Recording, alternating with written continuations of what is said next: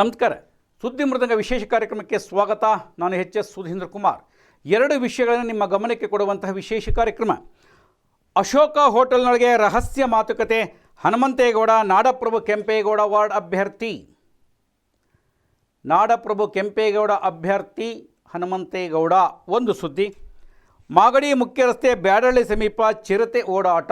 ಈ ಎರಡು ಸುದ್ದಿಗಳನ್ನು ನಿಮ್ಮ ಗಮನಕ್ಕೆ ಕೊಡುವಂಥ ವಿಶೇಷ ಕಾರ್ಯಕ್ರಮ.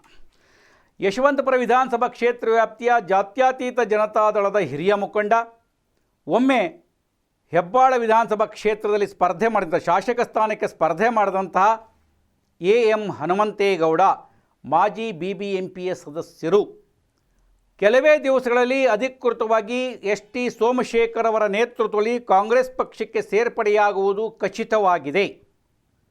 ಅದಕ್ಕೆ ಪೂರಕವಾಗಿ ಮೊನ್ನೆ ಒಂದು ಸುದ್ದಿಯನ್ನು ಕೊಟ್ಟಿದ್ವಿ. ಅದಕ್ಕಿಂತ ಮುಂಚೆ ಎಸ್.ಟಿ. ಸೋಮಶೇಖರ್ ಅವರನ್ನ ಸುದ್ದಿ ಮೃದಂಗ ಪ್ರಶ್ನೆ ಮಾಡಿತ್ತು. ಯಶವಂತಪುರ ಕ್ಷೇತ್ರದ ಘಟಾನುಘಟಿ JDS ನಾಯಕರೊಬ್ಬರು ಕಾಂಗ್ರೆಸ್ ಪಕ್ಷಕ್ಕೆ ನಿಮ್ಮ ನೇತೃತ್ವದಲ್ಲಿ ಸೇರ್ಪಡೆಯಾಗ್ತಾರೆ ಅಂತ ಹೇಳಿದಾಗ ಅಂಥ ಸುದ್ದಿ ನನ್ನ ಗಮನಕ್ಕೆ ಬಂದಿಲ್ಲ ಅಂತ ಹೇಳಿದ್ದರು. ಸುಮ್ಮನೆ ಅಂತ ನಮಗೂ ಗೊತ್ತು, ಆದರೆ ನಮ್ಮ ಗಮನಕ್ಕೆ ಬಂದದ್ದು ಸತ್ಯವಾಗಿತ್ತು. ಎಂ ಹನುಮಂತೇಗೌಡರು ಕಾಂಗ್ರೆಸ್ ಪಕ್ಷಕ್ಕೆ ಸೇರುವುದು ನಿಶ್ಚಿತವಾಗಿದೆ. ಅದಕ್ಕೆ ಪೂರಕವಾಗಿ ಈಗಾಗಲೇ ನಾಡಪ್ರಭು ಕೆಂಪೇಗೌಡರ ದಿನಾಚರಣೆಯ ಸಂದರ್ಭಗಳಿಗೆ ಎಸ್.ಟಿ. ಸೋಮಶೇಖರ್ ಅವರು ಎಂ ಹನುಮಂತೇಗೌಡರವರನ್ನು ಹೊಗಳಿ ಮಾತನಾಡಿದಂಥ ವಿಚಾರವನ್ನೂ ಕೂಡ ನಾವು ಈಗಾಗಲೇ ನಿಮ್ಮ ಗಮನಕ್ಕೆ ತಂದಿದ್ವಿ. ಅದೆಲ್ಲವೂ ಕೂಡ ಕಾಂಗ್ರೆಸ್ ಪಕ್ಷಕ್ಕೆ ಸೇರ್ಪಡೆಯಾಗಿ GBA ಚುನಾವಣೆಗೆ ಸ್ಪರ್ಧೆ ಮಾಡೋದು, ಕಾಂಗ್ರೆಸ್ ಪಕ್ಷದ ಸ್ಪರ್ಧೆ ಮಾಡುವುದಕ್ಕೆ ಅದು ಒಂದು ರೀತಿಯ ಪ್ಲಾಟ್ಫಾರಮ್ ಆಗಿದೆ ಅಥವಾ ಒಂದು ರೀತಿಯ ಅಡಿಪಾಯವಾಗಿದೆ ಎನ್ನುವುದು ನಿಶ್ಚಿತ. ಹಾಗಾಗಿಯೇ ಎಸ್.ಟಿ. ಸೋಮಶೇಖರ್ ಮತ್ತು ಎಂ ಹನುಮಂತೇಗೌಡರು ಒಂದು ರೀತಿಯೊಳಗೆ ಕಟ್ಟಾ ವಿರೋಧಿಗಳು ಎನ್ನುವ ರೀತಿಯೊಳಗೆ ಹಲವು ಬಾರಿ ಪ್ರತಿಬಿಂಬಿಸಲಾಗಿತ್ತು. ಹಿಂದಿನ ಚುನಾವಣೆಯಲ್ಲಿಯೂ ಕೂಡ ಹನುಮಂತೇಗೌಡರ ಕುರಿತಂತೆ ಎಸ್.ಟಿ. ಸೋಮಶೇಖರ್ ಅವರು ಮಾತನಾಡಿದಂಥದ್ದು ಸಾಕಷ್ಟು ಪ್ರಮಾಣದಲ್ಲಿ ಇದ್ದರೂ ಕೂಡ ಇವತ್ತು ಎಂ ಹನುಮಂತೇಗೌಡರು ಮಾಡ್ತಿರ್ತಕ್ಕಂಥದ್ದು ಸಾರ್ವಜನಿಕ ಕೆಲಸ ಕಾರ್ಯಗಳು ಶ್ಲಾಘನೀಯ ಅನ್ನುವ ರೀತಿಯಲ್ಲಿ ಸೋಮಶೇಖರ್ ಅವರು ಮಾತನಾಡಿದರು. ಅದು ಈಗೆಲ್ಲ ಕೊಟ್ಟಿದ್ದು ಅದೊಂದು ಭಾಗವಾದರೆ, 4 ದಿವಸಗಳ ಕೆಳಗೆ ಬೆಂಗಳೂರು ನಗರದ ಪಂಚತಾರ ಹೋಟೆಲ್ ಅಶೋಕದೊಳಗೆ ಎಸ್.ಟಿ. ಸೋಮಶೇಖರ್, ಎಂ ಹನುಮಂತೇಗೌಡರು, ಕೆಂಗಲ್ ಹನುಮಂತಯ್ಯ ವಾರ್ಡಿನ ಕಾಂಗ್ರೆಸ್ ಪಕ್ಷದ ಆಕಾಂಕ್ಷಿತ ಅಭ್ಯರ್ಥಿ ಚೇತನ್ ಗೌಡ ಸೇರಿದಂತೆ ಹಲವರು ಕುಳಿತು ಚರ್ಚೆ ಮಾಡಿದ್ದಾರೆ ಎನ್ನುವಂಥ ಅಧಿಕೃತವಾದ ಮಾಹಿತಿ ಸುದ್ದಿ ಮೃದಂಗಕ್ಕೆ ದೊರೆತಿದೆ. ಸಾಕಷ್ಟು ರಾಜಕೀಯದ ಚರ್ಚೆಯಾಗಿದೆ. ಯಾವಾಗ ಸೇರ್ಪಡೆ ಎನ್ನುವುದು ಇನ್ನೂ ಅಧಿಕೃತವ ದಿನಾಂಕ ನಿಗದಿಯಾಗಿಲ್ಲ. ಸೇರ್ಪಡೆಯಾಗುವುದು 100ಕ್ಕೆ 100 ನಿಶ್ಚಿತ. ಅಶೋಕ ಹೋಟೆಲ್ನೊಳಗೆ ಚರ್ಚೆ ಆದ ಹಿನ್ನೆಲೆ ಒಳಗೆ ಎಂ ಹನುಮಂತೇಗೌಡರು ನಾಡಪ್ರಭು ಕೆಂಪೇಗೌಡ ವಾರ್ಡಿನಿಂದ ಕಾಂಗ್ರೆಸ್ ಪಕ್ಷದ ಅಭ್ಯರ್ಥಿಯಾಗಿ ಸ್ಪರ್ಧೆ ಮಾಡುವಂಥ ಸಾಧ್ಯತೆಗಳು ಹೆಚ್ಚಾಗಿವೆ. ಇದು ಒಂದು ಭಾಗ. ಇನ್ನೊಂದು ಭಾಗ, ಯಾಕೆ ಅವ್ರು ಕಾಂಗ್ರೆಸ್ಸಿಗೆ ಸೇರ್ತಾ ಇದ್ದಾರೆ ಏನು ಅನ್ನುವಂಥದ್ದು ಅಲ್ಲಲ್ಲೇ ಹೇಳಿದ್ದಾರೆ. ಅಭಿವೃದ್ಧಿ ಆಗಬೇಕು, ಅದಕ್ಕೆ ಶಾಸಕರ ಜೊತೆಲಿ ಇರಬೇಕು ಅಂಥೇಳಿ ಅಂತ. ಇಷ್ಟು ವರ್ಷ ಅಭಿವೃದ್ಧಿ ಆಗಿರಲ್ವಾ? ಹಾಗಾರೆ ಸೋಮಶೇಖರ್ ಅಭಿವೃದ್ಧಿ ಮಾಡಿಲ್ವಾ? ನೀವು ಬಂದ ಮೇಲೆ ಕೆಂಪೇಗೌಡ ವಾರ್ಡ್ ಅಭಿವೃದ್ಧಿ ಆಗಬೇಕಾ ಅನ್ನುವಂಥದ್ದು ಹಲವರ ಪ್ರಶ್ನೆ. ಆದರೆ ಇನ್ನೂ ಹಲವರು ಮಾತನಾಡ್ತಾ ಇರ್ತಕ್ಕಂಥದ್ದು, ಈ ಹಿಂದೆಯೇ ಹಾಗಾದರೆ ಬರಬಹುದಾಗಿತ್ತಲ್ಲ,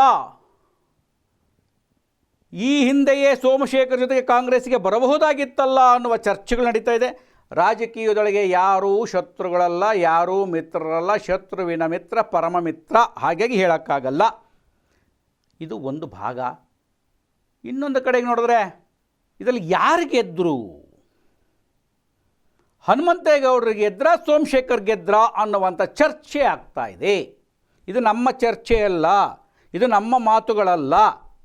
ಅಲ್ಲಲ್ಲೇ ಚರ್ಚೆ ಆಗ್ತಿರ್ತಕ್ಕಂಥದ್ದು ಕ್ರೋಢೀಕರಿಸಿ ನಾವು ನಿಮಗೆ ಹೇಳ್ತಾ ಇದ್ದೇವೆ. ಸತ್ಯಾಸತ್ಯತೆ ನೀವು ಹೊರಗೆ ಹಚ್ಚಿಕೊಳ್ಳಬೇಕು ವಿನಃ ಸತ್ಯಾಸತ್ಯತೆಗಳನ್ನೆಲ್ಲ ಹೆಕ್ಕಿ ತೆಗೆದು ಹೇಳಲಿಕ್ಕೆ ಸಾಧ್ಯತೆ ಇಲ್ಲ. ಎಂ ಹನುಮಂತೇಗೌಡರು ಒಂದು ಹಂತದೊಳಗೆ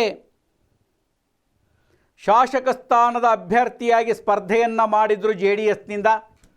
ಮುಂದೆ ಯಶವಂತಪುರ ಕ್ಷೇತ್ರ ವಿಭಜನೆಯಾದರೆ ಒಂದು ಕಡೆಗೆ ಹನುಮಂತೇಗೌಡರು ಸ್ಪರ್ಧೆ ಮಾಡ್ತಾರೆ ಅಂತಲೂ ಇತ್ತು. TN ಜವರಾಯಗೌಡರಿಗೆ ಟಿಕೆಟ್ ಬೇಡ ಅಂತ ಹೇಳಿದಾಗ ಹನುಮಂತೇಗೌಡರು ಸ್ಪರ್ಧೆ ಮಾಡಿಬಿಡ್ತಾರೆ ಅಂತಿತ್ತು.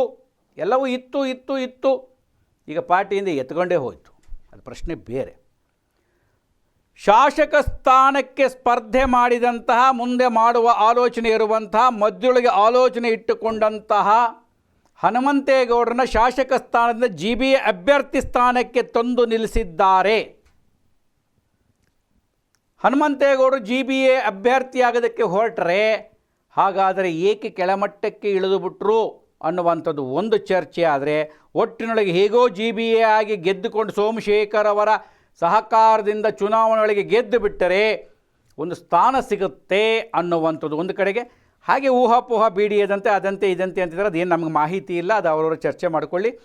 ಹೀಗಾಗಿ GBA ಅಭ್ಯರ್ಥಿಯಾಗೋದಕ್ಕೆ ಹನುಮಂತೇಗೌಡರು ಗೆಲ್ಲುವ ಹಿನ್ನೆಲೆ ಒಳಗೆ ಅಲ್ಲಿ ಹೊರಟಿದ್ದಾರೆ. ಹಾಗಾಗಿ ಹನುಮಂತೇಗೌಡರು ಒಂದು ಹಂತದಲ್ಲಿ ರಾಜಕೀಯವಾಗಿ ಗೆದ್ದರು ಅಂತ ಒಂದು ಅಂದ್ಕೊಂಡ್ರೆ, ಇನ್ನೊಂದು ಭಾಗಕ್ಕೆ ನೋಡಿದ್ರೆ ಸೋಮಶೇಖರ್ ಅವರ ಚಾಣಕ್ಯ ತಂತ್ರವನ್ನು ಎಲ್ಲರೂ ಒಪ್ಪಿಕೊಳ್ಳಲೇಬೇಕಾಗುತ್ತದೆ. ಏನದು ಚಾಣಕ್ಯ ತಂತ್ರ?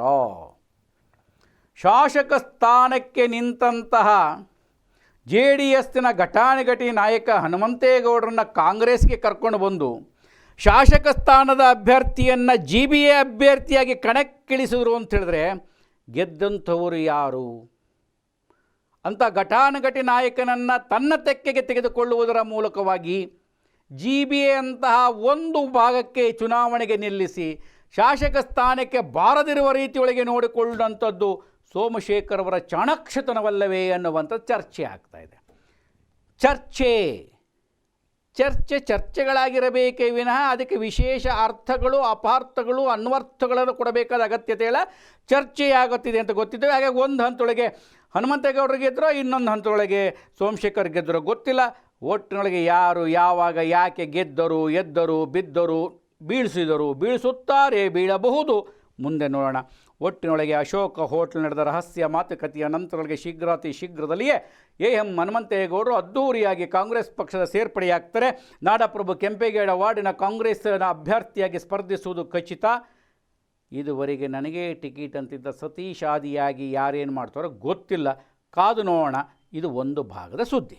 ಇನ್ನೊಂದು, ಚಿರತೆಗಳು ಕೇವಲ ಕಾಡಿನಲ್ಲಿದ್ದಾವೆ, ಅಲ್ಲಿದ್ದಾವೆ, ಇಲ್ಲಿದ್ದಾವೆ ಎನ್ನುವಂಥ ಸಂದರ್ಭದೊಳಗೆ ಎಲ್ಲೋ ಒಂದು ಅರಣ್ಯ ಪ್ರದೇಶ ಬರುತ್ತೆ ಎನ್ನುವಂಥ ಸಂದರ್ಭದೊಳಗೆ ಇವತ್ತು ಬೆಳಗಿನ ಜಾವ ಯಶವಂತಪುರ ವಿಧಾನಸಭಾ ಕ್ಷೇತ್ರ ವ್ಯಾಪ್ತಿಯ ಮಾಗಡಿ ರಸ್ತೆಯ ಭಾರತ್ ನಗರದ ಪಾರ್ಕಿನ ಹಿಂಭಾಗ ನೈಸ್ ರಸ್ತೆ ಒಳಗೆ ಚಿರತೆ ಓಡಾಟ ಕಂಡು ಬಂದಿದೆ.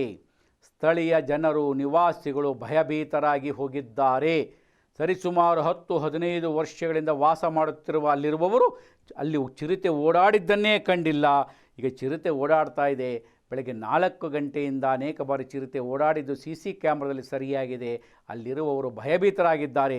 ಅರಣ್ಯ ಇಲಾಖೆಯವರು ಚಿರತೆಯನ್ನು ಹಿಡಿಯುವ ಪ್ರಯತ್ನವನ್ನು ಮಾಡ್ತಾ ಇದ್ದಾರೆ. ಕಾಡೆಲ್ಲ ಹೋಗಿ ನಾಡಾದ ಮೇಲೆ ಚಿರತೆಗಳು ನಾಡಿಗೆ ಬರದೆ ಕಾಡಿನಲ್ಲಿರುತ್ತವೆಯೇ ಎನ್ನುವಂತಹ ಮಾತುಗಳು ಅನೇಕರದ್ದು. ಆದರೆ ಸಾರ್ವಜನಿಕರು ಎಚ್ಚರದಿಂದ ಇರಬೇಕಾದಂಥ ಪರಿಸ್ಥಿತಿ ನಿರ್ಮಾಣವಾಗಿದೆ ಅಂತ ಹೇಳ್ತಾ, ಮಾಗಡಿ ಮುಖ್ಯ ರಸ್ತೆ ಬ್ಯಾಡರಳ್ಳಿ ಸಮೀಪ ಚಿರತೆಯ ಓಡಾಟ ಆಗಿದೆ ಅನ್ನುವಂಥ ಒಂದು ಸುದ್ದಿ ನಿಮ್ಮ ಗಮನಕ್ಕೆ ಕೊಡ್ತಿದ್ದೇನೆ. ಒಟ್ಟು 2 ಸುದ್ದಿಗಳನ್ನು ನಿಮ್ಮ ಗಮನಕ್ಕೆ ಕೊಟ್ಟಿದ್ದೇನೆ. ಮತ್ತೆ ವಿಶೇಷ ಸುದ್ದಿ, ವಿಶೇಷ ಮಾಹಿತಿ ಹೊತ್ತು ಬರ್ತೇನೆ. ನಮಸ್ಕಾರ.